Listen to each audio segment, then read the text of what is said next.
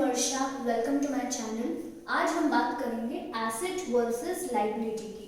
ठीक है, मैंने बेसिक्स ऑफ अकाउंट पे एक वीडियो बना के रखा है। अगर आपने वो नहीं देखा तो आई सजेस्ट कि आप पहले वो वीडियो देख लीजिएगा। उसमें आपको समझ में आएगा नीड ऑफ अकाउंटिंग क्यों आया था।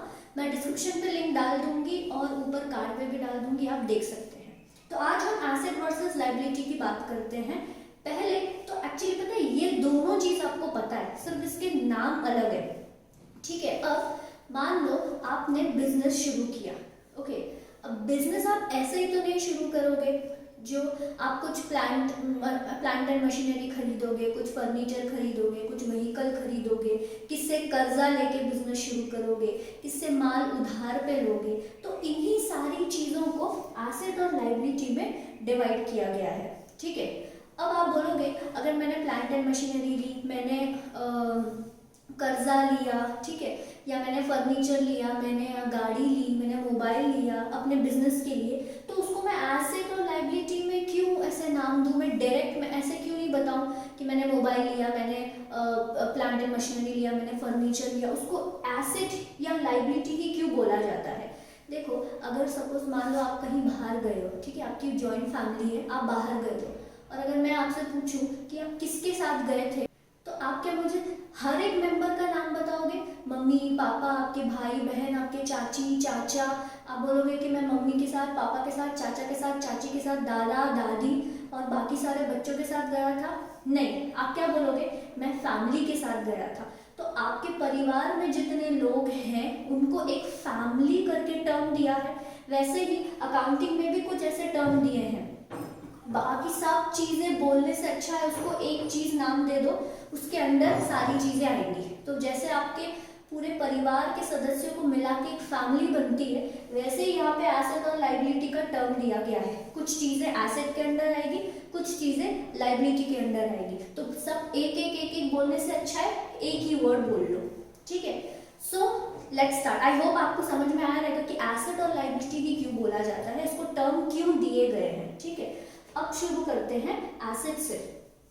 कोई भी चीज को एसेट बोलने से पहले आपने दो चीजें ध्यान देनी है। किसी भी चीज को एसेट आप तब बोलोगे, पहली चीज कि वो चीज आपकी प्रॉपर्टी हो, ठीक है। सेकेंड चीज, फ्यूचर में आपके बिजनेस में वो चीज पैसा लेके आने वाली हो। ध्यान रहो, दो चीजें एसेट डिटरमाइन करती हैं। पहली कि वो चीज जो भी आपने खरीदी है वो आपकी प्रॉपर्टी हो, आपकी बिजनेस की प्रॉपर्टी हो। और सेकंड चीज ये कि आपके बिजनेस में कई सालों तक वो पैसा लेके आने वाली है, जिसको अगर आप किताबी भाषा में देखोगे तो फ्यूचर इकोनॉमिक बेनिफिट्स भी बोलते हैं। ठीक है, मतलब वो एसेट आपके लिए फ्यूचर इकोनॉमिक बेनिफिट्स लेके आने वाली है फ्यूचर में। मैंने वही हिंदी में बोला कि वो एसेट आपके बिजनेस में फ्यूचर में पैसा लेके आने वाली है। ठीक है, इसको एग्जाम्पल से समझते हैं। मेरे बिजनेस में मैंने मशीनरी लगवाई, फर्नीचर लगवाया, ठीक है, मैंने गाड़ी खरीदी मेरे बिजनेस के लिए, तो क्या ये चीजें मेरी एसेट हैं? ठीक है, पहले तो एक और एग्जाम्पल लेते हैं। आपके घर में, ठीक है, आपके पास ऐसी कौन सी चीजें हैं, हो सकती है आपके पास ऐसी कोई चीजें हो, ऐसी कौन सी चीजें हैं जो आपको फ्यूचर में बेनिफिट्स देने वाली है या फ्यूचर में आपके लिए पैसा लेके आने वाली है?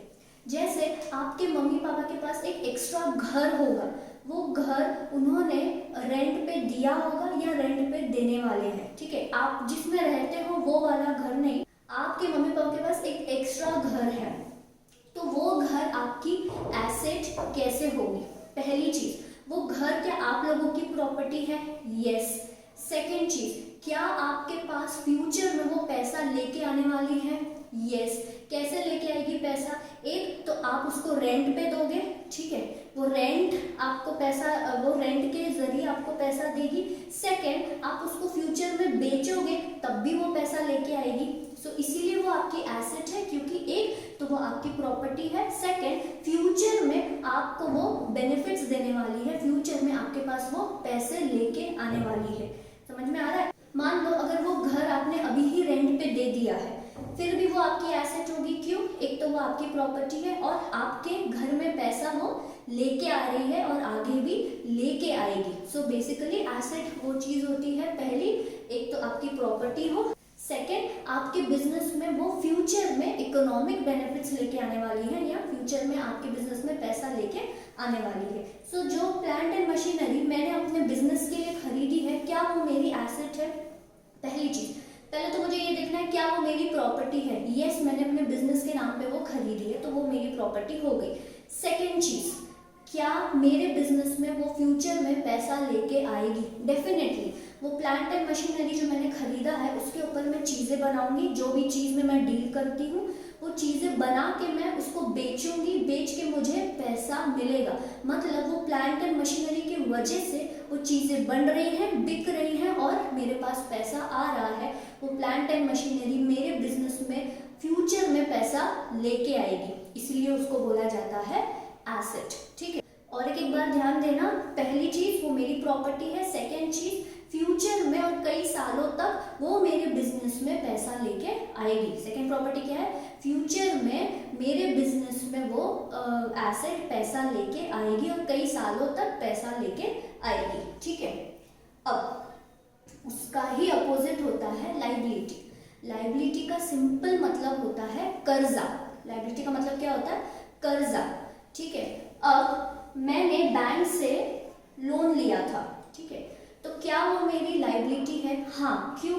क्योंकि ये बैंक ने मुझे लोन दिया, बैंक ने मुझे कर्जा दिया, वो कर्जा मुझे आगे जाके फ्यूचर में देना पड़ेगा, वापस करना पड़ेगा, इसीलिए मेरी वो लाइबिलिटी है। मैं लायबल हूँ बैंक को वो पैसा देने के लिए। फ्यूचर में मुझे वो पैसा बैंक को वापस देना है, इसलिए वो लोन मेरे लिए लाइबिलिटी हो जाएगा। लाइबिलिटी मतलब एक ऐसी रिस्पॉन्सिबिलिटी जो आपको पूरी करनी है। तो मेरी रिस्पॉन्सिबिलिटी क्या है? ये जो लोन मैंने लिया है, ये जो कर्जा मैंने लिया है, मेरी रिस्पॉन्सिबिलिटी है इसको वापस करना फ्यूचर में। इसके वजह से ये मेरी लोन जो है वो मेरा लाइबिलिटी हो जाएगा। और एक चीज देखो, लाइबिलिटी मतलब सिंपल कर्जा, फिर वो कैसे भी हो। अगर सपोज मेरे सप्लायर ने, जिससे मैं माल खरीदती हूँ, ठीक है, मैंने उसको बोला ये माल अभी मैं लेके जा रही हूँ, पैसा इसका मैं तुम्हें अगले साल दूंगी, तो वो भी मेरी लाइबिलिटी हो जाएगी, क्योंकि मैंने माल उससे ले लिया, पैसा अभी तक नहीं दिया, फ्यूचर में मेरे को पैसा देना बाकी है, मुझे, मैं लायबल हूँ, मैं रिस्पॉन्सिबल हूँ कि मुझे उसको पैसा देना है। मेरी क्या रिस्पॉन्सिबिलिटी है? उसको पैसा देना मेरी ये रिस्पॉन्सिबिलिटी है, इसलिए वो मेरी लायबिलिटी हो गई। तो जो सप्लायर से उधार पे मैंने माल लिया, अभी इस चीज में मैंने पैसा नहीं लिया है उससे, लेकिन मैंने उससे उधार पे माल लिया और उसको पैसा रिटर्न दिया नहीं, टेक्निकली एक तरफ से ये कर्जा हो गया, मैंने उससे उधार पे माल लिया, उसको पैसा नहीं दिया, तो ये उधारी भी लायबिलिटी हो जाएगी, क्योंकि मैं लायबल हूँ उसको वापस पैसा देने के लिए, क्योंकि मुझे उसको वो पैसा वापस देना पड़ेगा फ्यूचर में, इसलिए वो मेरी लायबिलिटी हो जाएगी। तो लायबिलिटी का मतलब वो कि हम रिस्पॉन्सिबल हैं, हम, हमारी रिस्पॉन्सिबिलिटी है, हमारी लायबिलिटी है कि हमें वो पैसा सामने वाले को वापस देना है फ्यूचर में। ठीक है, सो लोन मेरा लायबिलिटी हो गया, और सप्लायर से जो मैं कर्जा लिया है मैंने, वो भी मेरे लिए लायबिलिटी हो गई, क्योंकि मुझे फ्यूचर में उसको पैसा वापस देना पड़ेगा, क्योंकि मैंने अभी उसको पैसा दिया नहीं है, उधार पे मैंने उससे माल लेके आई हूँ, उसको मुझे फ्यूचर में पैसा वापस देना है, इसलिए वो मेरी लायबिलिटी हो जाएगी। तो एक लायबिलिटी को ऐसा समझो कर्जा, ठीक है। दूसरा तरीका उसका ये समझने का है कि आपके बिजनेस में से पैसा बाहर जाने वाला है फ्यूचर में। एसेट में फ्यूचर में आपके बिजनेस में पैसा आने वाला है, लायबिलिटी में फ्यूचर में आपके बिजनेस में से पैसा बाहर जाएगा। लायबिलिटी में फ्यूचर में आपके बिजनेस से पैसा बाहर जाएगा। सो लायबिलिटी को समझने के दो तरीके हैं। एक तरीका कर्जा, किसी भी फॉर्म का कर्जा आपकी लायबिलिटी होगी। दूसरा तरीका ये कि जो एसेट की प्रॉपर्टीज हैं, जो एसेट की चीजें हैं, उसको पूरा उल्टा कर लो। एसेट में फर्स्ट चीज क्या है? वो हमारी प्रॉपर्टी होनी चाहिए। सेकेंड चीज हमारे बिजनेस में पैसा वो लेके आनी चाहिए।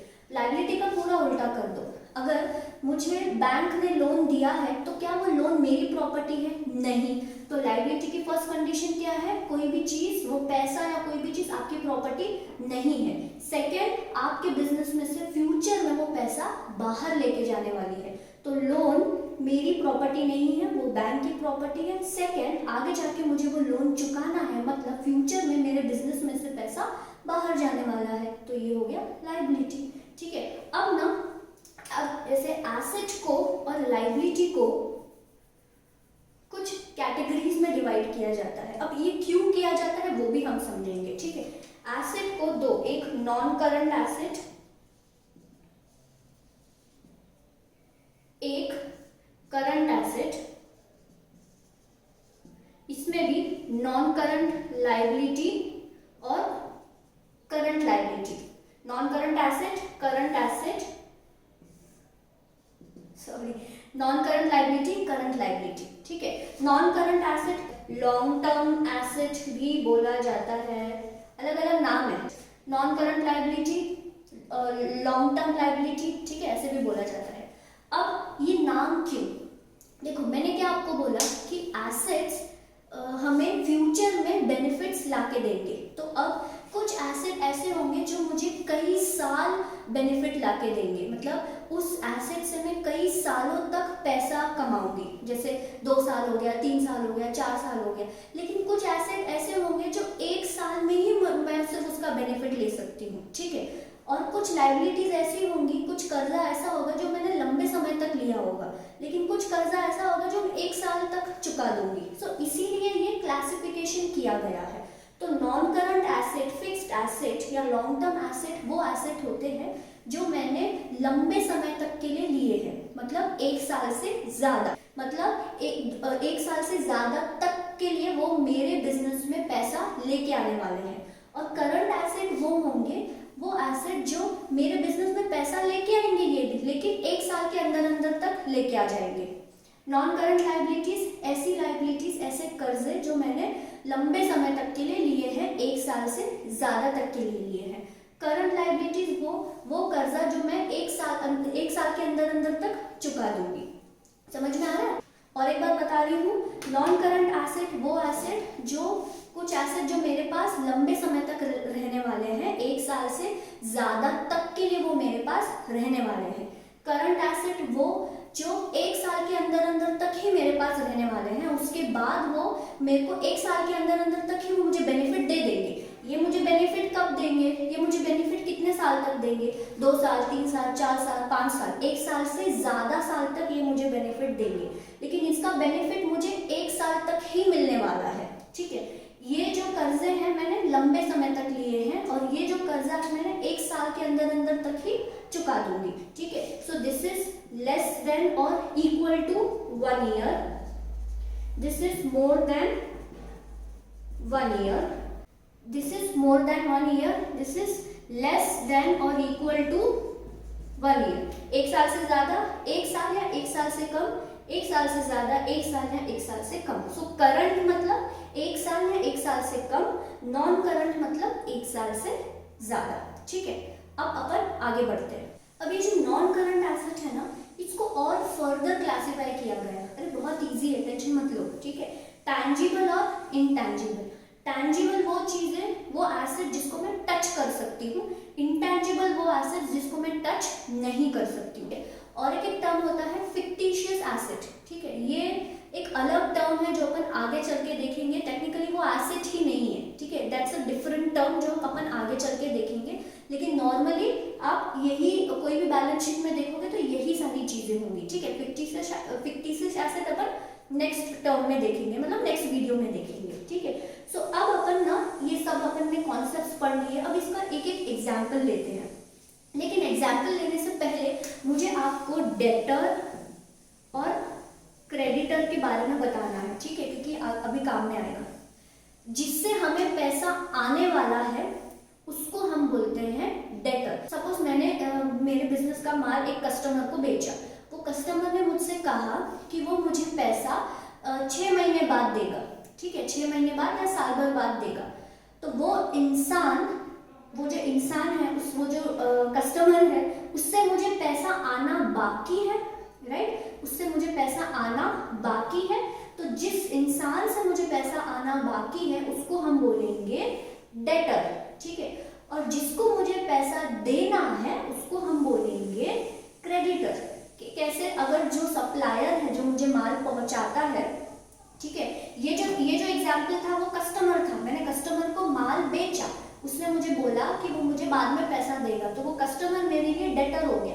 लेकिन कुछ सप्लायर्स भी होंगे जिनसे मुझे माल खरीदना है, तो जिससे मैंने माल खरीदा और मैंने उसको बोला कि अब मैं तुम्हें अगले 6 महीने में या साल भर में पैसा दूंगी, तो वो इंसान मेरे लिए हो गया क्रेडिटर।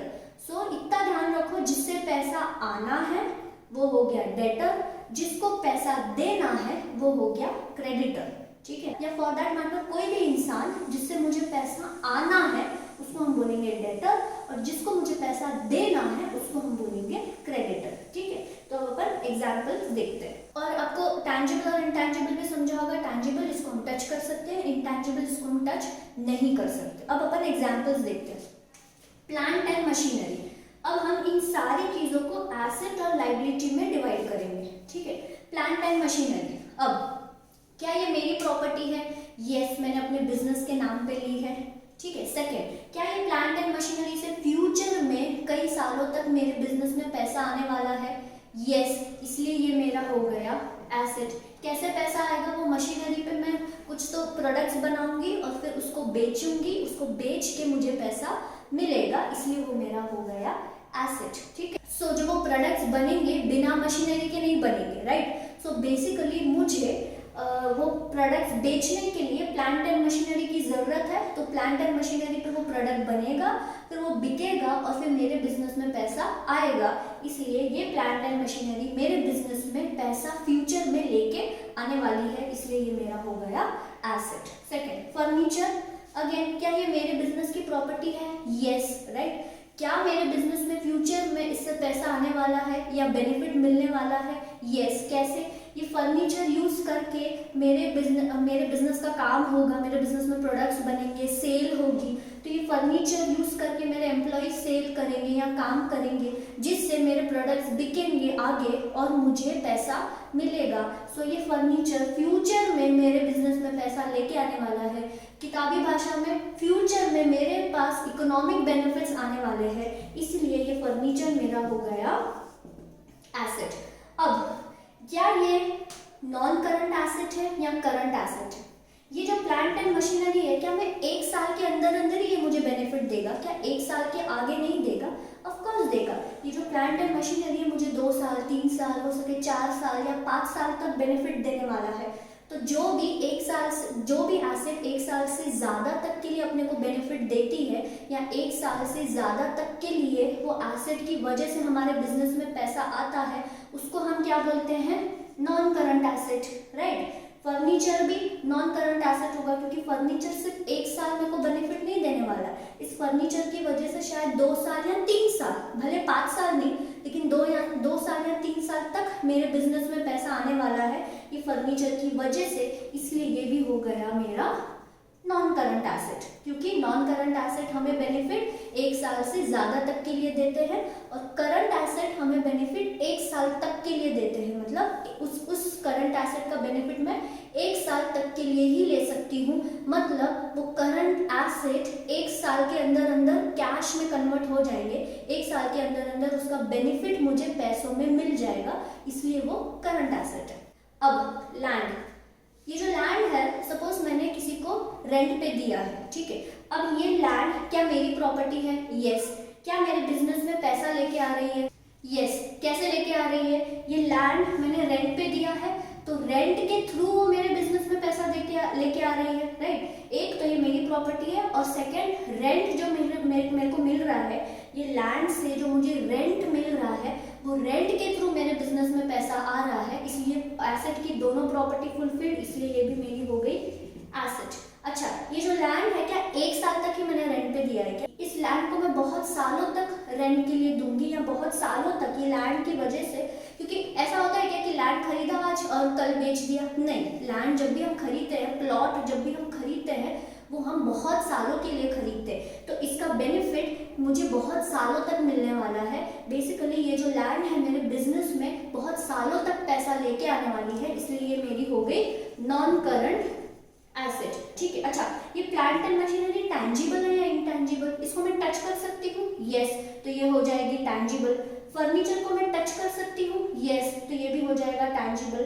लैंड को मैं टच कर सकती हूँ, यस, तो ये भी हो जाएगा टैंजिबल। मतलब एक तो ये एसेट है, ये तीनों एसेट है। फिर क्या ये, फिर आपको देखना है नॉन करंट है या करंट है, हमने देखा नॉन करंट है। फिर आपको देखना है ये टैंजिबल है या इनटैंजिबल, हमने देखा टैंजिबल है। बस खत्म, ठीक है। अब लोन, क्या ये मेरी प्रॉपर्टी है? मैंने बैंक से लोन लिया, क्या ये मेरी प्रॉपर्टी है? नहीं, मैंने तो कर्जा लिया। कर्जा मेरी प्रॉपर्टी कैसे हो सकती है? तो चलो ये एसेट में तो नहीं आएगा, मतलब ये लायबिलिटी में आएगा, क्योंकि मैंने कर्जा लिया तो ये हो गई मेरी लायबिलिटी, ठीक है। अब इसको और एक तरीके से समझते हैं। जैसे मैंने कहा, एक तो ये कर्जा लिया, मेरी लायबिलिटी हो गई, जहां कर्जा आ गया वहां लायबिलिटी आ गई। अब इसको सेकंड तरीका ये है, ये जो लोन है मेरी प्रॉपर्टी है क्या? नहीं, ये तो बैंक ने मुझे दिया है कर्जा, कर्जा मेरी प्रॉपर्टी नहीं हो सकती। सेकंड चीज, क्या मेरे बिजनेस में से ये पैसा बाहर लेके जाने वाली है? यस, लायबिलिटी की दो कंडीशन, एक तो वो आपकी प्रॉपर्टी नहीं है, सेकंड आपके बिजनेस में से पैसा बाहर जाने वाला है। तो लोन मुझे आगे चुकाना है, राइट। फ्यूचर में मेरे बिजनेस में से पैसा जाने वाला है क्या बाहर? यस, तो लायबिलिटी की सेकंड कंडीशन क्या बोलती है? फ्यूचर में आपके बिजनेस में से बाहर पैसा जाना चाहिए, तो फ्यूचर में क्या मुझे ये लोन पे करना है? यस, इसलिए वो मेरी हो गई लायबिलिटी। अब जो ये बैंक लोन है, सपोज मैंने 5 साल के लिए लिया है, ठीक है, बैंक लोन फॉर 5 years, तो अब ये मेरी क्या हो गई? नॉन करंट लायबिलिटी, क्योंकि ये जो लोन है मैंने कितने साल तक लिया है? 5 साल तक लिया है। जो भी कर्जा हम 1 साल से ज्यादा तक के लिए लेते हैं वो क्या होता है? हमारा नॉन करंट लायबिलिटी, ठीक है। अब डेटर, अब ये डेटर एसेट है या लायबिलिटी है, अपन ये देखते हैं। डेटर मैंने क्या बोला? जिससे पैसा आने वाला है, ठीक है। सपोज मैंने इस डेटर को, रादर मैंने इस एक कस्टमर को माल बेचा, ठीक है, उसने मुझे क्या बोला कि वो पैसा मुझे अगले साल देगा, ओके। अब टेक्निकली उस पैसे पे किसका हक है? मेरा हक है कि नहीं? वो मुझे भले ही अगले साल देगा, लेकिन मैंने उसको माल बेच दिया, तो टेक्निकली वो जो मुझे पैसा अगले साल देने वाला है उसके ऊपर किसका हक है? मेरा हक है। इसीलिए एसेट की फर्स्ट प्रॉपर्टी फुलफिल्ड, क्या ये डेटर मेरी प्रॉपर्टी है? यस, क्योंकि ये डेटर से आने वाला पैसा किसकी प्रॉपर्टी है? मेरी प्रॉपर्टी है। क्यों? क्योंकि मैंने उसको माल बेच दिया, लेकिन उसने मुझे पैसा अभी तक दिया नहीं है, लेकिन वो जो पैसा जो वो मुझे देने वाला है वो मेरी प्रॉपर्टी है, इसलिए एसेट की first condition fulfilled. Second condition, वो जो कस्टमर है उसको, जिसको हम डेटर बोल रहे हैं, ठीक है, उसको हमने बोला वो एसेट है। क्या वो डेटर मेरे बिजनेस में फ्यूचर में पैसा लेके आने वाला है? यस, अगले साल जब वो मुझे पैसा देगा, ठीक है, अगले 6 महीने या साल भर के अंदर अंदर जब वो मुझे पैसा देगा, क्या वो डेटर मेरे बिजनेस में पैसा लेके आ रहा है? यस, इसलिए सेकंड प्रॉपर्टी भी फुलफिल्ड, इसलिए डेटर हो गया मेरा एसेट, क्योंकि एक तो उससे जो पैसा आएगा वो मेरी प्रॉपर्टी है, सेकंड वो डेटर मेरे बिजनेस में फ्यूचर में पैसा लेके आ रहा है। अब ये नॉन करंट है या करंट है? मैंने क्या बोला? वो जो डेटर है, वो जो कस्टमर है, मुझे 6 महीने साल भर के अंदर अंदर पैसा दे देगा। मतलब ये जो डेटर है इससे मुझे बेनिफिट कितने टाइम में मिल रहा है? साल भर के अंदर अंदर ही मिल जा रहा है, क्योंकि साल भर के अंदर अंदर ये डेटर कैश में कन्वर्ट हो जाएगा, राइट। ये जो एसेट है कैश में कन्वर्ट हो जाएगी, मतलब साल भर के अंदर अंदर तक ही मुझे उससे बेनिफिट मिल रहा है, साल भर के अंदर अंदर तक ही वो मुझे पैसा दे देगा, इसलिए ये मेरी हो गई करंट एसेट। करंट एसेट में मैंने क्या बोला था? बेनिफिट कब तक मिलता है? साल भर के अंदर अंदर तक। तो जो सेकंड प्रॉपर्टी है एसेट की कि मेरे बिजनेस में पैसा आ रहा है, वो साल भर के अंदर अंदर ही मेरे बिजनेस में पैसा आ जा रहा है, इसीलिए इसको हम बोलेंगे current asset. Plant and machinery के केस में 1 साल से ज्यादा तक के लिए वो मेरे को बेनिफिट देने वाली है। Plant and machinery, furniture, land 1 साल से ज्यादा तक के लिए मेरे को बेनिफिट देने वाले हैं, इसलिए मैंने उनको नॉन करंट बोला था। लेकिन ये डेटर का बेनिफिट कब तक है? 1 साल के अंदर अंदर तक, क्योंकि एक बार उसने वो पैसा मुझे दे दिया, फिर मुझे बेनिफिट है क्या? नहीं है। तो डेटर का बेनिफिट मुझे 1 साल के अंदर अंदर तक है, इसलिए वो हो गया मेरा करंट एसेट। अब क्रेडिटर। अब ये क्रेडिटर क्या है? क्रेडिटर मतलब जिसको मुझे पैसा देना है। फॉर एग्जाम्पल मैंने एक कुछ सप्लायर से, एक सप्लायर है, ठीक है, जो मुझे रॉ मटेरियल सप्लाई करता है, ठीक है, वो सप्लायर से मैंने रॉ मटेरियल तो खरीदा, लेकिन उसको पैसा मैंने कब बोला, 6 महीने साल भर के अंदर अंदर दे दूंगी।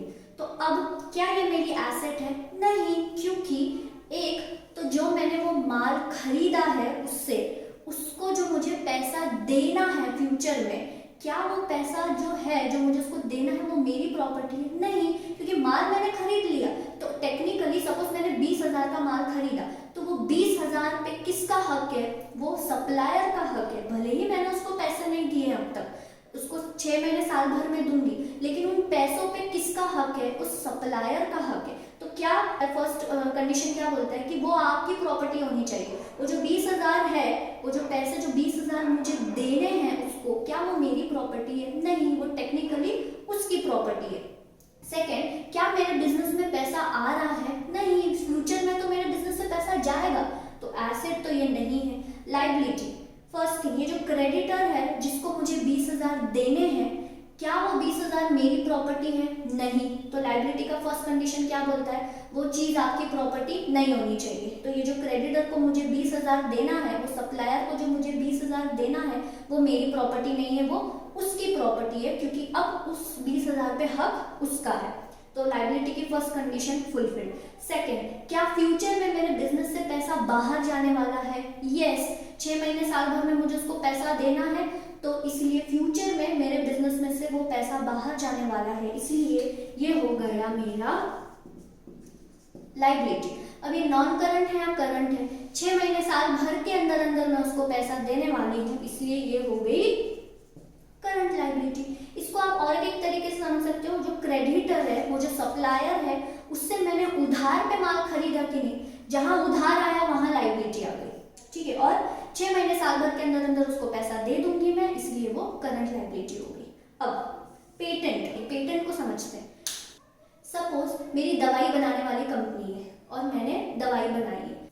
अब वो जो दवाई बनाने का फॉर्मुलेशन है, ठीक है, जो दवाई बनाने का फॉर्मुलेशन है, उसमें मैंने कुछ चीज़ें डाली हैं, ठीक है, कुछ केमिकल्स यूज़ किए, किस प्रोपोर्शन में यूज़ किए, वो मुझे किसी को बताना नहीं है। क्यों नहीं बताना है? क्योंकि मैंने रिसर्च एंड डेवलपमेंट सब खर्चा वर्चा करके मैंने वो दवाई बनाई है। कोई और अगर कॉपी कर लेगा तो मेरा नुकसान होगा कि नहीं, ठीक है। तो मेरी बनाई हुई दवाई कोई और कॉपी ना करे, इसके वजह से मैं उसका पैटेंट लेती हूँ। क्या लेती हूँ?